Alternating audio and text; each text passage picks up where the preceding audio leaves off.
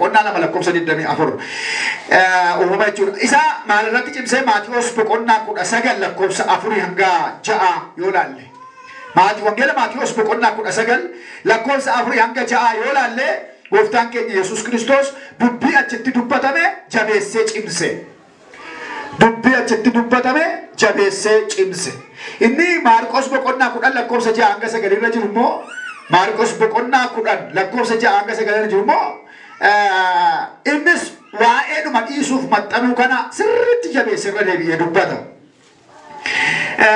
كوبي جالس جاي لكن جلولا لبا جاي اللي تركو إجارة مندورا نيكارور فمنه واقعي جاي لجالسين إجارين فكنا بي جاي اللي جل كبا جرين إلين كنت كيسات دي نرجع قوات دام جنا موفي دربي وان جنا تراتي إجارة में إسحاق को गाफा जारा मनी वाक़ई جاي ला جالسين ما كأن جاي لا جارا में ये جاي لا نجارة كاين ما كان أميلا شيء كل موجا إلى كتير ده فيديو في برانكي يا فلو في جارة مال جري جارة كايني كان يسافر كاتو في كان يسافر كارتو سامو بيسا أجر إرجع كده كارول سيبودا جالسي كده كنا سدت الرتمو utuu gaa'ela sana kennini fuuldura karoora siraateetu maqaa bineensotaa dhufe dura yaase bineensota dhufe dura yaase maqaatti moggaasiidhe kun gombosonuu quruphee maaloo hojii hojjete karoora booda erga inni hojii maqaa hunda moggaasee raate booddee irriba guddaatti buusee lafee isaa keessaa hir'isee foon itti guute foonni guutame maa inni lafeen ba'e maalii kan jedhu laalleerra lafeen ni ba'e suni dubartiin kuni lafee kee baate cinaacha keessaa baate jedhaa dargaggoonni fuudhin jirtan cinaacha keessa hin baddee jirti jechuudha Cikia sini berbadu Yesus. Inna cinaacha keessa baate kanaaf cinaacha keessa targamti dubartiin jalqabaa kabafi lamma faani moo maaliif cinaacha keessa ba unu osoo taane maaliif foonni iddoo sanatti guutame foonni maaliif iddoo sanatti guutame yoo akkaataa akka har'a xiqqoo ishee jecha yoota muraasa gaa'elaan kan wal qabate waan ta'eef macaafa qulqulluu miti kee makeera inni ilaalla gargariitti ilaalle dhiirri fedhii fooniif ija jabeessa akka ta'uu fi foontu bakka lafeen ba'e guutame dhiirri dubartii tokko fedhii foonii kam gaafachuudhaaf ija jabeessa dubartiin tokko garuu dhiira fedhii foonii gaafachuu hin dandeessu isaaf uumamte waan ta'eef isaaf uumamte yoo amma barbaadde jaallatte amma barbaadde yaadde amma barbaadde karoorsitee baaftee gaafatattu sodaatti bira naannoftee dhiisti hoyyoo kan bareedallee dhattee mana naannoftee bakka wal godhu waaqa hojjettee dabarti yookaan immoo galteellee kadhatti barreessiteellee koshii jala kaatti wal daafallee dhatti tuutuwa namaa ta'e malee sadhugaan seetti maara fuula waaqayyotti baafteen gaafatattu rakkattuudha. Kanaaf fedhiin dhiiraa wanni barbaade yoo ta'e dhiirri fedhiidhaan oofir akka ta'u yookaan immoo ho'aa akka ta'u dafee akka inni gaafachuu danda'uuf bakkuma kaleen yookaan lafeen isaa ba'eetti kan googee hin taanetti foon itti guute kanaaf carraa fedhii foonii dursee gaafachuu ni qaba. Inni taanu filachuun dirqama inni namni qomoodhaan waliin filanne iyyuu hin ta'u inni macaafni qulqulluun qomoon ilaallachuun sobaan jedheen macaafni qulqulluun qomoo keessanii ala fuutan taanaa mucaa jala buusaa gashaa'ina warra ormaa fuutan yoo ta'e warra ormaa kana aanota kana wantoota garaagaraa warra hiwoot seetota amoorota meehuunota warra jedhaman kana fuutanitti yoo taatanii mucaa iyyuu jala buusaa galchaan keessan miti jedha wangeelli qorachuun dirqamaa jedha. Maaliif boritti akka wali nabaarreef gaaf tokko gaafa nagaa fakkaatanii taa'anii achi siqanii wal beennaa miidhu siin beeku ani sadirafa dhidhiittu jennaan jenne malee sila humna tuddoo malee dhaabateen dhufa gaafa kana gaa'ila jiga mana jiga waldaan raafamaa waldaadha gaa'ilenne waan ta'eef qorachuun dirqama qorannaa isuma qomoo qoradhaa afurri budaa jira innee afurri budaa kun sirriitti nyaatti nama nyaachuun beekamti sanyiitti darba mucaa isaanii daa'imummaan foon namaa gurshaa guddisu kanaaf afurri budaa jira qoradhaa jira wal qorachuun gaariidha. Inni nama nyaanne ishee nama nyaattu fuudhee akka wajjin hin nyaatamne inni nama isheen nama nyaanne immoo isa nama nyaatu fuudhee akka nyaatamne argatti akka dubartii isheen siniin jedhe sanaa eerumte nama 18 ol eerumte dubartiin kun iddoo garaagaraatti eerumte garuu dhattee kutaa siree ciisicha gaa'ela isaaniif galgala gaa'aa wal darban mormaa wal waraabessa taate. Hundi gadi yeroo nama. Afurooti budaa akkasii waan baay'atanii jiraniif of eeggannaa guddaa barbaada qorachuu akkamiti jennee namni gaa'ela filachuu kan inni danda'u yookaan inni sadaffaan filachuun egaa dirqama wal filachuun kun yookaan immoo gaa'elli filatamuuf karaalee gurguddaa sadii akka gaafatu wajjin ilaalle baay'ee barsa guyyaa lama sadii fakkaata barsa naanii fadhee dubbadhe waan ta'eef innis maaliidha wal filachuun yookaan tokkoffaan isaan lamaan kan wal filatanidha inni rakkoo isaarraati. warri isaan lamaa wal filatan kun rakkoo cimaa qabaa hidhee dubbadhee ture. Sababni isaa mana kiraayee kee fuudhaa mana kiraayee keetti deebitee baddii lafti jaarsummaa dhaqanii fuudhanis hin jiru lafti jaarsummaa dhaqanii araarsanis hin jiru jedhe. Manuma kiraayee kee fuudhee manuma kiraayee keetti deebitee baddee namni dhaqanii intala galcheedhaan hin jiru.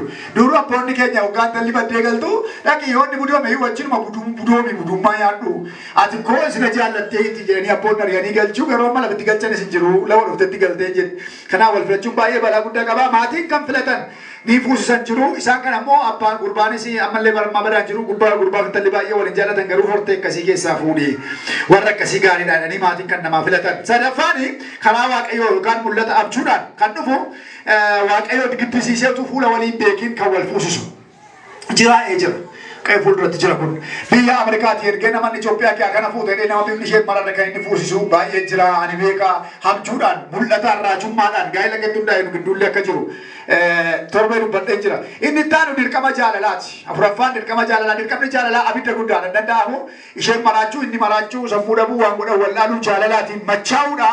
Jaalala kana eenyuun nama keessa kaasee karaalee gurguddaan lamaan ilaallaa tokko jaalala wal tuttuqqaadhaan dhufu jedhamee beekaman wal maraachisu kun lammaffaan garuu jaalala namni waan uumameef dhalate sana argatu. Fakkeenyaaf namni addunyaa kanarraati namni laphee isaatti na'u hamma barbaade yoo ta'e nama daangaa qabu qofaadha jechuudha. Gaa'ila jechuun maal jechuudha inni barannee gaa'ila jechuun waldaa harki waaqayyoo ijaareedha. Hidhaa jaalalaatiin kan ijaarameedha. Gosawwan jaalalaa baranne gosawwan jaalalaa kuni afur akka ta'an baranne agaappee. Jaalalli agaappee jedhamu jaalala gosti jaalala kanaa kan gooftaan keenya Yesuus Kiristoos ittiin nama hundumaa jaallateedha. Jaalalli kun daangaa hin qabu. Jaalalli kun gargaarsa irratti hundaa'u. Jaalalli kun gara laafummaa agarsiisa. Jaalalli kun waan nama jaallatee jaallatan yookaan immoo bu'aa hin ilaalu. Isa gooftaa Yesuus ittiin nama jaallateedha. Jaalala akkasii mul'isuu kan danda'u nama lammaffaa gooftaa keenya Yesuus Kiristoos keessatti dhalate qofaatu mul'isuu danda'a. Agaappee waliin caalchisu firan jedhamu qomoodhaan jedhamu alagaadhaan jedhamu gamaa dhufan jedhamu gamanaa dhufan jedhamu jaalala akkasii jaalala agaappeeti. Qorontos 13:4-8 irratti argattu. Qorontos 13:4-8 irratti argattu. Inni taanu Iros. Jaalalli Iros jedhamu kuni jaalala abbaan manaaf haadha manaa gidduutti mul'atudha. Inni kun jaalala fedha fooniiti. Yookaan immoo ittiin gaa'illi dhaabatudha. Jaalala maatiin ittiin ijaaraman jaalala dhiiraaf dubartiiti. Inni sadaffaan filiyaa. Filiyoo. Afaan Ingiliffaan fiiliyoo. Inni ishee kun filiyaadha. Jaalala hawaasaati. Kan hiriyyaa kan ijoollee fa'a fakkeenyaaf jaallatanidha. Jaalalli kun dantaa irratti kan hundaa'udha. Yoo na gargaartan si gargaara. Kalee na miite nan miidhaa kalee na gargaara seetu. Jaalala dantaati. Inni taanu yoo ba'an yoo bu'aan argame qofaa kan wal jaallatan jechuudha. Bu'aa qofa irratti kan hundaa'uu fi bu'aa qofa irratti kan xiyyeeffatu. Afur inni dhuma istoorjii jaalala jedhamu. Jaalala maatii gidduutti mul'atudha. Jaalala abbaa, haadhaa, obboleessaa, jaalala obboleettiiti. Battuun gaa'elaa fi jalqabni isaa jaalala. Agaappee akkuma ta'e inni kunis gaa'ela keessatti gahee guddaa qaba. Fakkeenyaaf intalli geessuun tokko abbaa ishee adda dhugattee afaan dhugattee naannottee dhugattee dhiirri fedha foon isaan lamaan gidduu irra jiru. Dargaggeessi ga'eessi tokko obboleettii isaa haadha isaa yoo dhungate yoo hammate yoo wajjin taa'e yoo wajjin ka'e dhiirri fedha foon isaanitti hin dhaga'amu. Jaalalli kun istoorjii jaalala jedhamu. Ilmi tokko haadha isaa akka barbaade dhungatee yookaan galchee hammatee maal jedhee kan itti dhaga'amu jaalala haadhummaati malee jaalalli biraan itti hin dhaga'amu. Jaalalli kun istoorjii jedhama. Jaalalli biyya lafaa kanarra kan jiran. Isa kana akkaatti ilaallee agaappeen kun jaalala baay'ee ulfaataadha. Ammas maatiin jaalala waaqayyoo yookaan immoo maatiin jaalala waaqayyoo keessatti ijaaraman yookaan mul'isanii agaappeedhuma. Yohaannis boqonnaa 13:35 irratti argattu. Baqa baay'ee dheeraadha wanti gaasaa dubbadhee dhamdhama gaa'ilaa kan jedhu dhageenye gallee dhamdhama gaa'ilaa barannaadha. Dhamdhama qabaa gaa'illi dhamdhamni isaa maali inni? Bu'aan dhamdhama gaa'ilaa maali? Ilaa gaalaa eeggadhe waan baay'een eeggadhe raabeelii gaa'ilaa isin barsiisaadha malee seetingii isaan seenne dubbadhe torbee sana baranne har'a garuu dhamdhama jaalalaa kan jedhu gaa'ilaa kan jedhu gaa'ila keessa dhamdhama akkamii jira? Dhamdhama gaa'ilaa.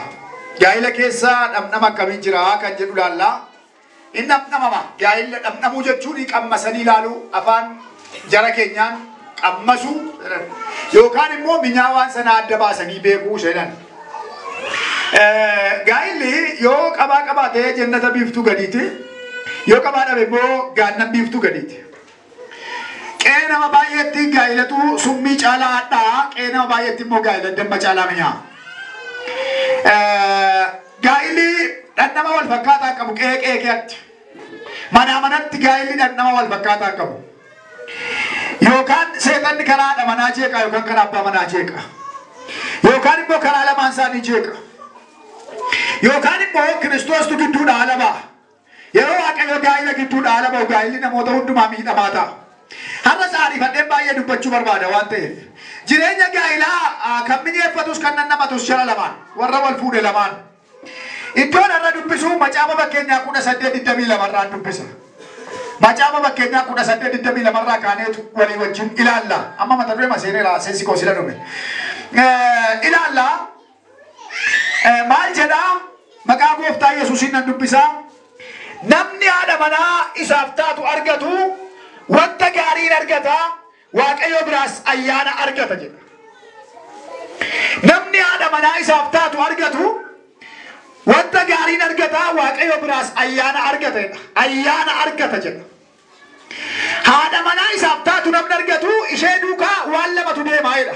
Tokko waan gaariitu ishee duukaa deemaa jedha. Waan gaariitu ishee duukaa deema jedha. Inni lammaffaa irratti argamu immoo waan gaarii sana duwwaa osoo hin taane wanti ishee duukaa deemu ayyaana Waaqayyooti jedha. Ayyaanni Waaqayyoo sana manaa isaaf taatu yookaan namaa taatu duukaa hin deemaa jedha. Yeroo tokko tokko haati manaan ogeettiin jedhaa qabaa siree ishee yookaan immoo qabaa algaa ishee qabaa mana ishee qabaa iddoo ciisichaa ishee illee beekteedha. Waa'ee kanaa irratti bal'isee dubbata macaafni qulqulluun.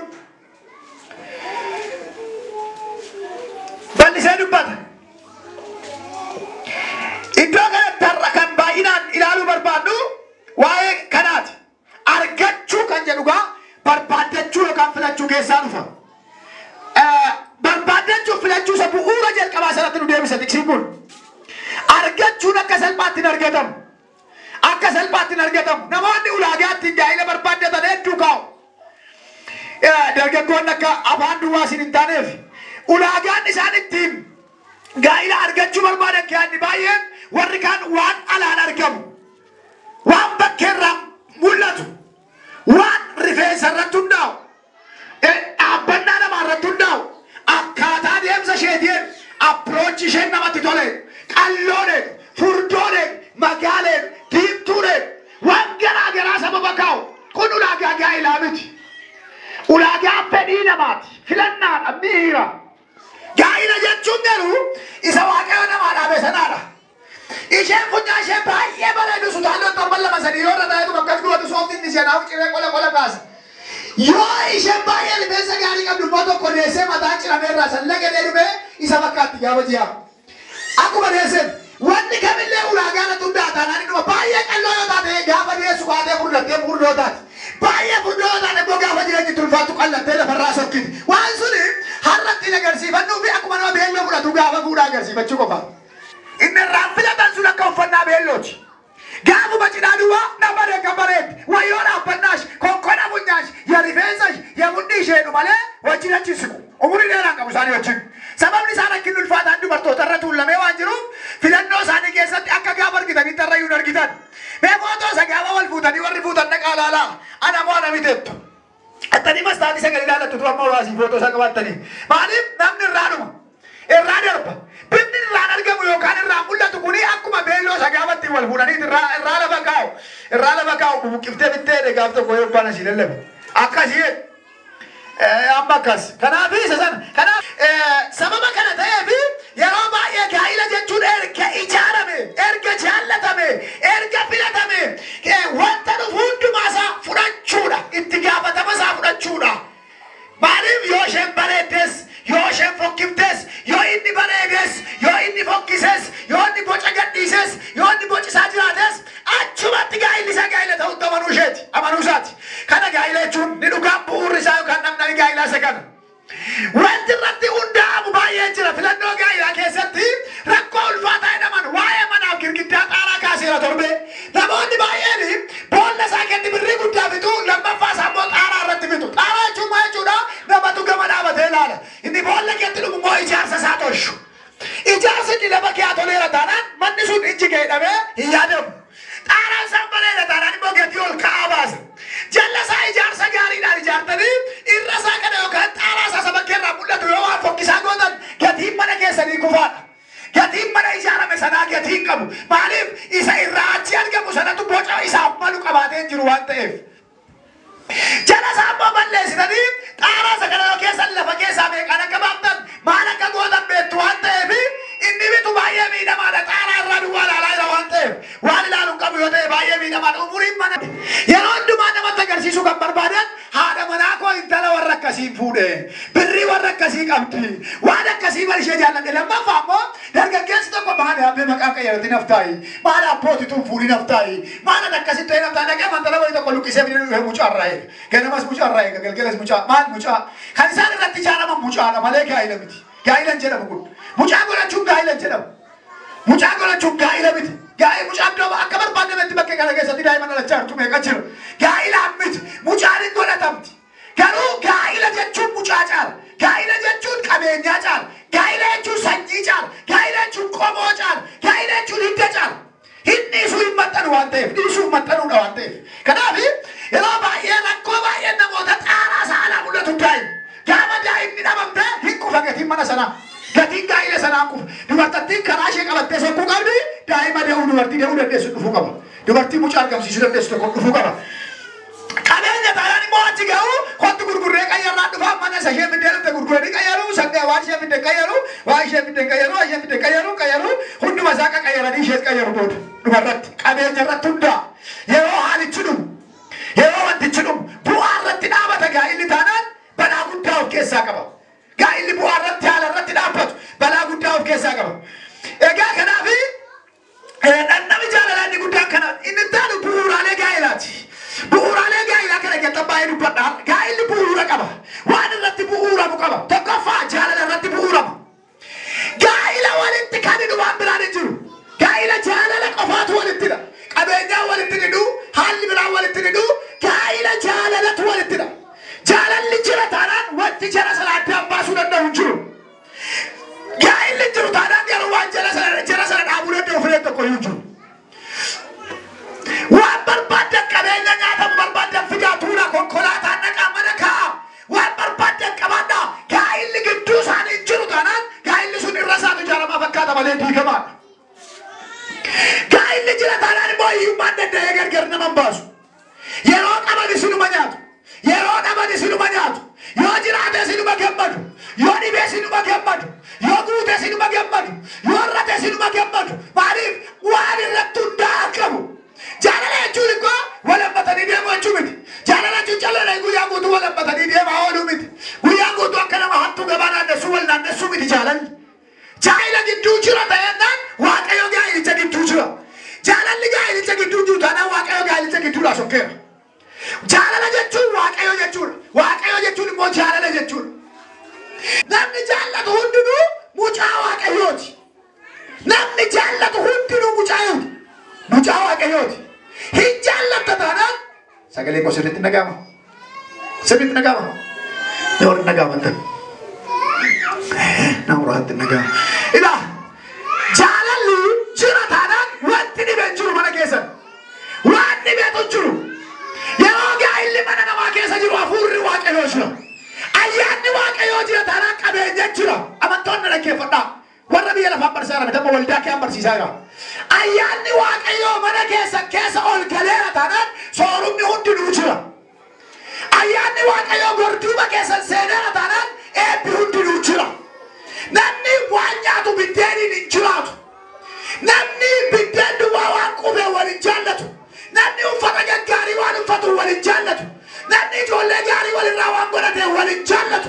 Wal jaallachuu jechuun ayyaana waaqayyoo keessa jiraachuudha. Ayyaanni waaqayyoo lafa jaalalaa jira. Gaa'ila jaalalli gidduu jiru ayyaana waaqayyootu gidduu jira. Jaalala gaa'ilaan ijaarame ayyaana waaqayyoo gidduu jira. Ayyaanni waaqayyoo gidduudhaa gaafa fuudhamu ulfinni waaqayyoo gidduudhaa gaafa fuudhamu isa jalqabaa jaalala bada. Jaalalli badeera taanaan hundeen mana sanaan ijaaramne. Jaalala baay'ee fakkeenya fudhadhu garuu asirratti ifa waan gochuu dhiisuuf hin qabaadheera. Eeggachaa waan jirchaa raayidha isinitti mira waan eeggadhu qabala. Utubaa waan jira. Utubaa xaaraa kan jedhamu jira. Utubaa kana har'a dubbachuun barbaadu. Gaafa warri wal fuutan qofaan jettan isinitti hima gaafa sana. Kanaaf inni kan waa'ee hundee manichaa isinitti hima. Hundeen manichaa jaalala. Jaalala irratti dhaabbata. Fakkeenyaaf bu'uurri isaa jaalala hin taane taanaan, bu'uurri isaa dirqama wayii qaba taanaan, bu'uurri isaa yeroo dabarfannaadha taanaan, bu'uurri isaa rakkinaa walitti isa baqataniidha taanaan gaafa rakkinaa ba'an gargar galu. Gaafa rakkinaa ba'an gargar galu. Waan faayidaa irratti hundaa'u yoo ta'e, waan mul'atee dhokatu irratti waan hundaa'u yoo ta'e, waan beekamee dhokatu irratti waan hundaa'u yoo ta'e, borii isaan bada. Jaalalli jira taanaan mana namaa kee waan nyaatan iyyuu gadi dhumu. Amma mana keessa jaalalli jira taanaan waan xiqqoo dhiyeeffattanii quuftanii bultu. Jaalalli mana keessa jiru taanaan garuu waan guddaan garaas hin gahu. Achi buttanii wal loltu. Akkamitti hojjetame, akkamitti akkas ta'e keessumaa gaa'ila keessatti yeroo baay'ee minyaa gaa'ilaa, dhabnama gaa'ilaa yeroo harka duwwaa baru. Yeroo nama harka hin jirre irra beeku. Yeroo nama harka jiru badaa waa'ee gaa'ilaa iyyuu namaan galu. Dur yeroo wal fuutan baay'ee keessa dhummadee alaabee as ta'aati. Waan nyaattan shiroodha kan itti cuubattan daabboodha. Baay'een namoota daabboo lama bitanii dhufanii alarraatiin shiroo isaanii hojjetatanii asumatti itti wannoo jedhanii gammadaa bulu. Fayyaadhaati, nagaadhaati, bakka keekaa. Yeroo xinnoo fayyaa adeeman nyaati gaarii dhoggaa dhuftu, hojii gaarii dhoggaa dhuftu, miilla moo harkaan hojjettee. Kaleessa shiroo irratti hin dubban. Eeggadda shiroo irratti hin dubban. Wanti foonii dhiitee galagalchamaa dhiibaa. Tash kun maal taatee harka moo miillaan hojjette harrammoo sagaleessa shiroo dhugaa ture hin beeku. Yeroo baay'ee gaa'ila kan ijaaru qabeenyaa miti. Qabeenyaan gaa'ila ni ijaaru. Gaa'ila kan ijaaru inni guddaan jaalala. Jaalala qoonqoon garaani yaadi namaa yeroo geeddaramaa gaafa deemu waan gaarii filachaa deemti. Yeroo baay'ee gaa'ila namootaa kan jeequ isinitti maa dhaggeeffadha. Waan ittiin jiraatanii nama jaallatan namoonni baay'een gaa'ila isaanii kanaan raasu. Kaleessa illee dubbachaa turre iddoo ta'e teenyee waan ta'e haasa'aa turre nama wajjin. Yeroo tokko mana isaanii keessatti shiroo nyaachaa jiru yoo ta'e yookaan immoo shiroo waan hin taane jedhee miti. Baay'ee waan hin hojjenne malee. Mana isaanii keessatti wanti normaalii tokko hojjetanii jiru achuun. Jarri kun gammachuudhaan nyaachuudhaan maaddiitti ta'aniiru. Keessummaan tokko alaa dhufu biyyoo isaan nyaatu dhabu. Wayyookaa bayyesuusin maqaa Yesuus Kiristoosiin maal jenna gaadha. Maal jettan maa inni nagaa kana maa inni kana gabbin. Qabnu sinii laatti addaa kana. Isheenoo shiroodha argaadhaaf namticha akka shiroo ta'e. Jaallattee nyaachaa hin ta'u utuu hin taane dirqamaan nyaachaa hin tasiin jirra kira kee hirmaachuu qaba namichi. Isaaf jettee lafa fiduu qabdu. Isaaf jettee waan argamsiiftuu qabdu. Kanaaf haadha manaa dhiibu, abbaa manaa tuuruu dhiibu, namaa kenna jiraachifte, na salphifte, nama dhagaa kan maal hojjettee galfitti naan jedhanaan namni atoo natti laattu, atoo akkasii garaana ciniinaa duroo dhaqimee daabboo lama biti qotu bakka cabsine keessumaa gashinaa itti yeroo jira. Dhaqimiti qotutti bula dafnee gashinaa gaafa inni dhufoo lafa walitti dhidhiituun dhufa. Kun jaalalli nama gidduudhaa gaafa dhabamu namni haala irratti gaafa hundaa'u gaa'ila isaatti gajeenteramaa gaafa deemu namni miidhamaa ta'a gaa'ila keessatti. Gaa'ila namoota baay'ee wanti xiqqoon diiga, wanti xiqqootu facaasa. Waan godhan hin beekan waan ta'eef jaalalli bu'uura. Gaa'ila keessatti dubartoonni wantoota gurguddaa 5 hin arganne taanaan gaa'ilichi mana hidhaa isaanitti fakkaata. Qabadhaa. Dubartoonni gaa'ila keessatti waan gurguddaa 5 barbaadu. Xiqqoo ishee. Jos kafe didela. Nyaata dubartootaa 5 jedhama garuu ani bifa kanaan hin fide yookaan dhamdhama dubartootaa 5 gaa'ila keessatti dhamdhamachuu isaan barbaadan. Tokkoffaan jaalala barbaadu. Suban amma dubartoonni waan tokko barbaadan. Dubartoonni jaalala qofaa barbaadu. Dubartoota utuu ati lafaa kaatee amma isheen teessutti taayikaa giiftii koo taayikaa ittee guyyaa guutuu dhaabachaa jirtu dhimma mataa keetetti. Siapa boy? Ulfira apa bak? Masih kap di jalan berbat. Ya cuma jalan. Gaila kesat yang bawa nasir rakal saya berbat jalan kofar. Jalan berbat. Jalan berbat. Wangena Yohanes pokoknya kuda sadi le kurso domi shanira le kasmai. Yohanes kuda sadi so domi shanira. Jalan yo walin kabatan kanan. Namun dihudunu akasin dubartoota koo taatan beeku jedha. Gaa'ila sana gidduu waaqayyo jiraachuu kanaan beekamu. Jaalala yoo walii qabaattan kanaan namoonni akka dubartoota koo taatan beeku. Yaa abbaa manaa mee warri fuutan dhiirras keertan kanaa agarsiisan. Wal fuudhi jedhe warri fuutan akka koo. Fuudha meer nama dha fuudhu dosaa. Wal fuudhi baa fuudhee barra. Xinnoo namni fuudhe. Yoo asin jala manarraa dha manaa keessa fuudhoo laashee mana gooftaa inni uftan ta'e nagaa Masih mana saya dapat. Ini tahu Efeson boqonnaa 5:28. Efeson boqonnaa 5:28. Ilaken akkasuma immoo abbaan manaa akkuma dhagna ofii isaa jaallatutti haadha manaa isaa jaallachuun hin taaf. Namni haadha manaa isaa jaallatu ofii isaa jaallata. Ofii isaa jaallata. Efeson 5:28 irra ni nama dubbise. Saayikoloojistonni yookaan saayikoloojii yookaan namoonni beektota jedhaman baay'een isaanii abbaan manaa haadha manaa isaatiin guyyaatti yeroo sadii si jaalladhaa yoo jedhan furdatti jedhu.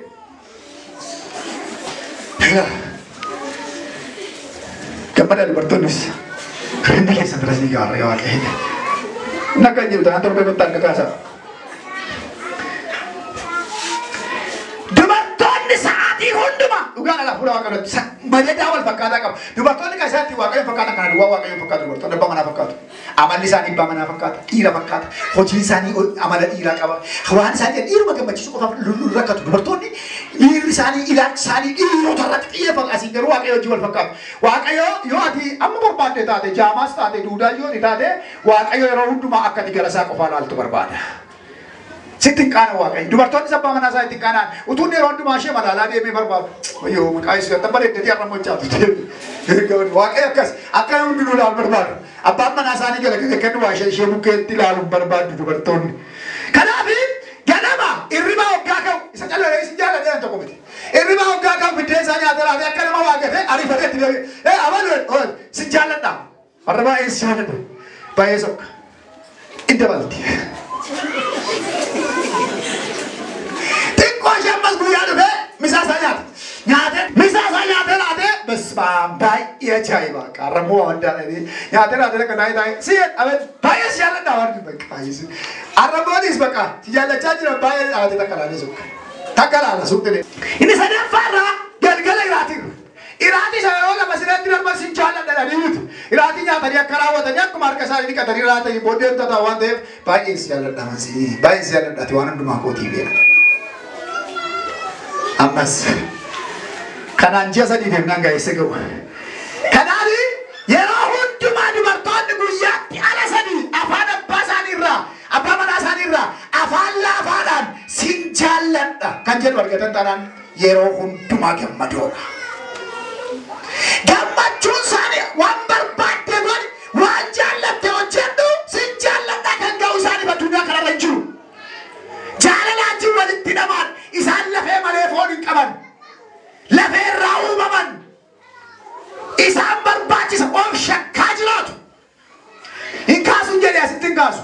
Hin kaasuun erga keessas keesseera. Of shakkaa jiraatu. Kanaaf jaalala barbaadu. Yeroo hundumaa jaalala barbaadu. Waan gurguddaa sadii of shakkuu jaalala barbaadu. Gara sanaa dhaquun barbaadu. Kanaaf jaalala barbaadu. Inni taanu kennaa barbaadu. Yeroo hundumaa dubartootaaf kennaa kennu yeroo barbaadan mul'iftanii baattanii fi gaa'inaa karachirraa fudhu jettee warra gaa'inaa. Waan barbaadde bitiif tuutumaa jaa biti, paantii biti, wayyaa guguddaa biti, yoo barbaadde immoo karameellaa biti.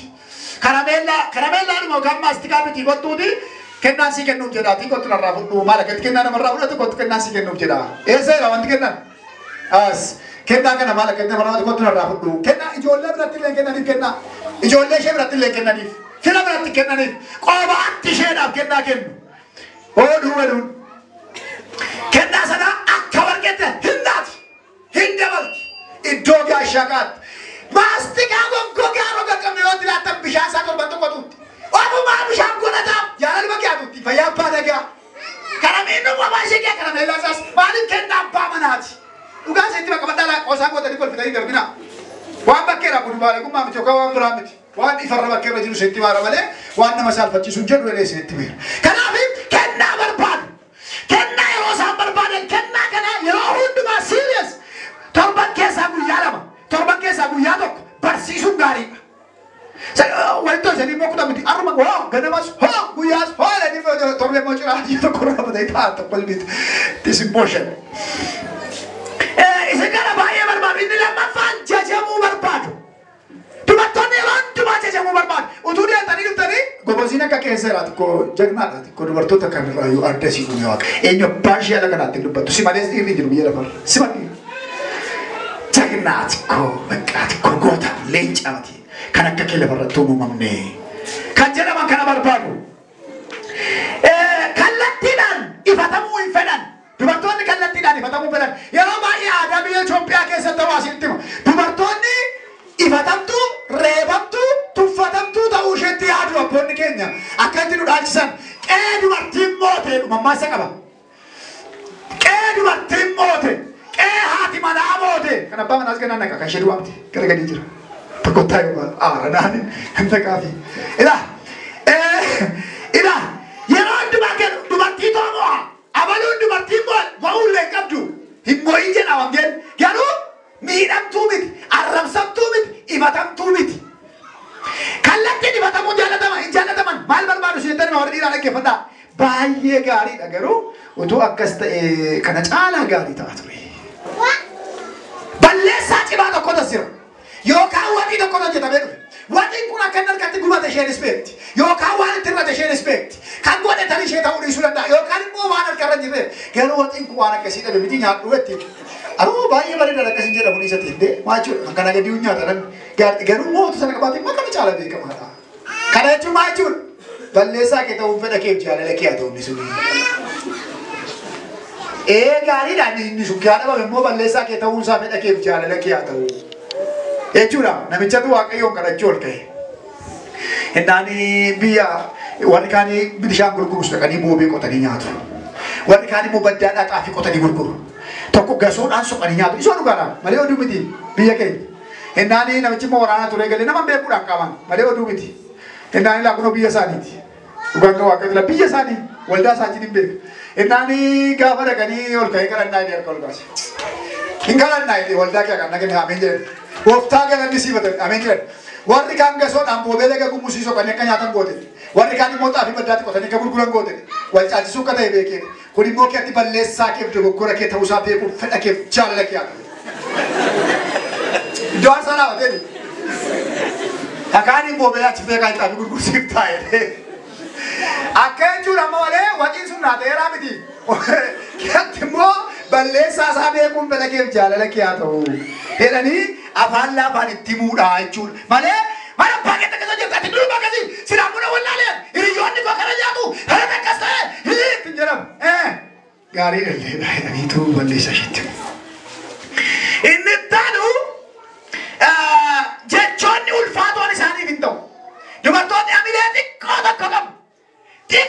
tokko qabu amilee isaanii baay'ee xiqqoo dubartoota cabsuudhaa fi amilee isaanii jechi tokko gaara hin danda'an hin cabu dafanii cabu baay'ee haasa'u waan ta'eef dafanii cabu baay'ee haasa'u amma tukaatanii jecha tokkicha karaa xaagootanii jettanii hiftanii isaan waan kuma kudhanii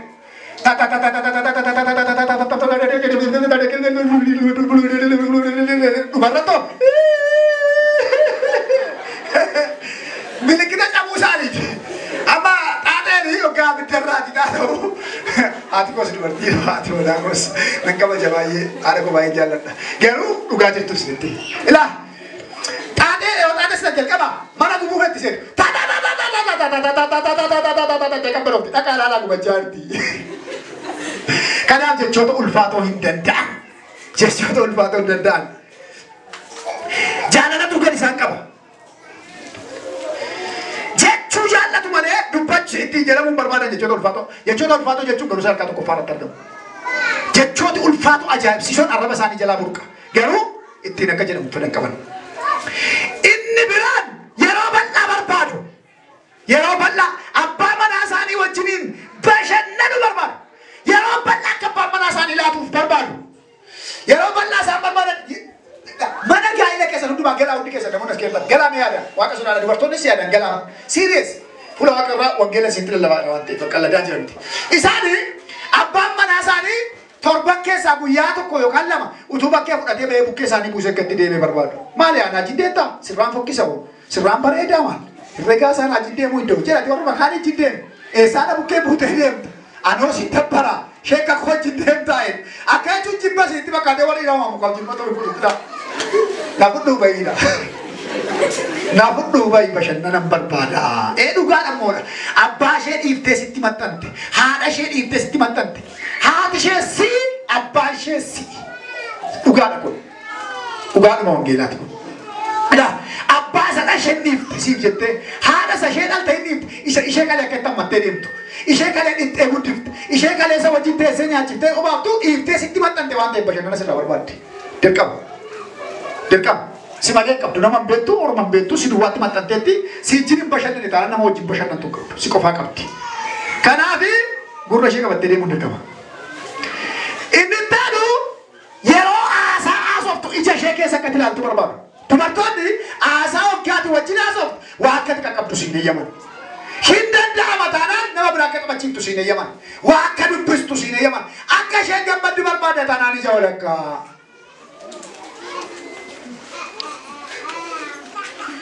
Ilaala yoo akkas ta'e gammachuun isaanii dachaa dhibbaan dabar yeroo hundumaa gammadanii akka isaan sinii jingaalee geggeeffatan barbaaddu yoo ta'e kanaas takakkala. Ija walakkaa ilaalaa normal serious ija walakkaa ilaalaa qacattanii ija walakkaa ilaalaa wajjin haasa'u. Kun akkas ta'e kun immoo akkas ta'e kun immoo akkas ta'e. Dubbii afaan ishee irratti dhaggeeffatanii yeroo bal'aa kennanii fi deddeebisuuf hin gaariidha. Yoo isaan baay'isan gidduutti illee dhaabuyyaa. Sexual intercourse fedha foonii dubartoonni fedha foonii dhiira dachaa 75 oliin barbaadu. Saduraa Qorontos boqonnaa 7 lakkoofsa 3 dubbisa. Saduraa Qorontos boqonnaa 7 lakkoofsa 3 abbaan manaa jaalalaan haadha manaa isaa bira haa ga'u. Haati manaas jaalalaan abbaa manaa ishee bira haa ga'u. Ageessuu jedhe. Koppii wal quunnamtii saalaa kan jedhu yookaan immoo arrangements for sexual intercourse kan jedhu kana wajjin ilaalla. Qophii qaba wal quunnamtii saalaa namni akkuma warra gaalamootaa akkuma nama biraa calluma dheeduma telefoonii kee ilaa raawwatee sun qophii qaba. Baay'een tuqu kanas hin danda'ina xiqqooman tuqa.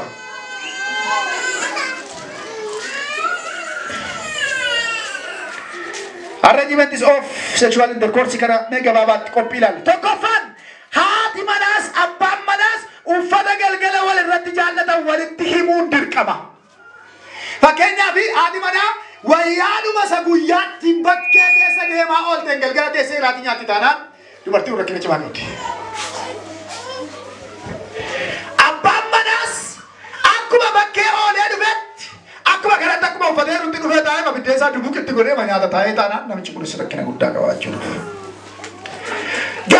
Galgala abbaan manaa koo uffata akkamii akkan uffadhu jaallataa. Inni kun dubartoonni as sirriitti argifata. Dhugaa Waaqayyoon isinitti maa hiikamuu gaa'ila keessaniif sababni guddaan isa kana. Waan biraatti akka hin jiru. Namoonni amma yeroo baay'ee maal dubartiin caaltu? Dubartiin caaltu ifa lafaa jirtu. Garuu rakkoo cimaa naannoo kana jira. Malee dubartiin caaltu addunyaa irra jiru. Dhiirri caalu hin jiru ifa lafaa. Garuu rakkoo guddaan naannoo kana jira.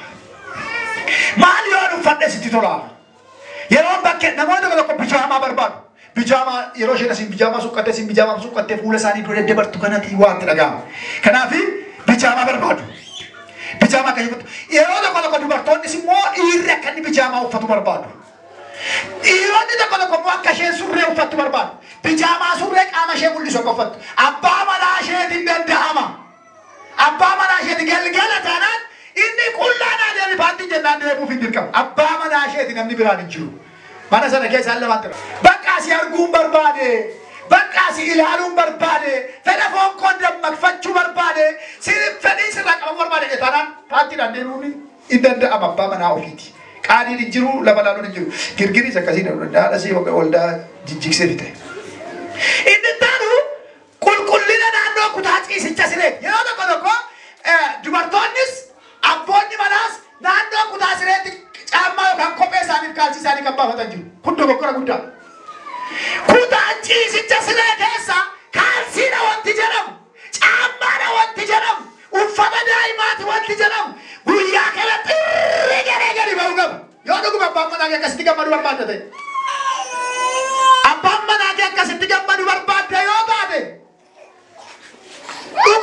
haati manaa kee akkasitti gammachuu barbaaddi yoo taate sa'aatii kamillee waan barbaade haa ta'u kutaan siree qulqullaa'uun dirqama. Qulqullaa'uun dirqama. Lafan dhaquun qabu abbaa manaadhaa iyyuu sichi jiraatti malee lafan dhaquun qabu haadha manaadhaa iyyuu sichi jiraata malee xiqqoo ishee waan takka fincaan mucaa xiqqoo ishee kaalsiin foonii kennu kutaa siree galeera taanaan abbaan manaa fedhii kee qabu. Haati manaas fedhii kee qabdu. Dirqamaaf taanaan mana. Namoonni tokko tokko akkuma ganama bajabajanii kaaluqaanitti galgala dhaqanii jala galu. Sireen isaanii qulqullinni kutaa siree isaanii xaragamu. Kutaa siree guyyaatti ala sadii ol xaragamuuf ala sadii ol qulqullaa'uu qaba. Yoo gaa'illi ulfina akka qabaatu barbaaddan yoo manni kiraayii dhiisee waan barbaade haa ta'u mana barbaadetti gali isuma irra taa'iyyuu buna dhugi amma xaragamuu qaba. Biyya namaa irra isuma irra taa'iyyuu buna dhugi rakkoo qabu isuma irrattuu bitee nyaadhu amma xaragamuu danda'uu turre jiraata. Naannoon kutaa siree qulqulloomne taanaan fedhiin foonii hirrachaa deemee bada. Gaafa kana irri ati taa'ee giiftii kuwasumaatii asumaa kana gangalchii jedheetu sokkaga. Isheen iyyootti kaagee bakka gooftaa qonaan taane wanti kun ati sadii hataa yaalaa awwaalaa itti gaha. Naannoon kun baay'ee murteessaadha. Sirriitti yaadannaa qaba. Kutaan siree sirriitti qulqullaa'uu qaba. Walitti baangeelaa warree waan jedhame hidhaga hitti dhibee barsiisarraa nageenya. Hiraka kutako, hiraka sila ko gari bola bari di gowaako. Sabori sitti me jakale sa me jakale afin duin. Nikale ako ne derbe. Yimti ko disgali kulesi. Sirritti kutasela, sirritti pamana ke sita urgao. Ituga uga sinje. Wa sa kampito dande netti bita chuta dabin. Lo ni jalla to taana. Kutasela sabana to foli we taraka. Yoga ile ke kala sifa chuba barde. Inta udana ke bita pamana ke. Ingo yomin. O manga ke sita mana ke sa shiro wanga raga. Second, cleanliness of the bedroom area. Kanjanu dalera soda irrabilis. Shehi soda titanan. Abba mana hada mana sai soda titanan. Jarri kun gaila wali jirin turan. Wali ko. Yero ge mama ke sati gaili sadi di gama. Haati mana akkamittiin fedhii akka ba'uu dandeessu akkamitti akka fedha foonii yoo wajjin jiraatte ishee gammachiisu abbaa manaa isheetti ni himattu taanaan abbaan manaas isheetti ni himatu taanaan kufaadha. Asirratti serious barsiifamullee qabanaan jedhame waan ta'eef waan an godhuun qabu yeroo tokko dogoggorri guddaan uumamu naannoo kanarra. Fakkeenyaaf namoonni Kiristoosiin hin qabne yookaan Kiristoos keessaanii bullee pornograafii adda addaa viidiyoo ilaalu. Viidiyoo pornograafiin gaa'ila isaanii wajjin jiraachuu barbaadu. Waan akkasii abaarsa guddaadha. Jireenya namaafis abaarsa, mana namaafis abaarsa, waldaa kiristaanaafis abaarsa gaa'illi akkasiin diigamu. Yeroo gabaabaa keessatti diigamu. Footoo isin achirraa ilaaltan birriidhaan kan hojjetamuu fi feekiidha. Garuu dhugaa seetanii aaktii gaa'ila ofirratti yeroo geggeessan gaa'ila ofirratti waan akkasii raawwachuu barbaadan waaqayyo fuulduratti cubbuu guddaa akka ta'e isa kana gabaabsee dubbata. Ilale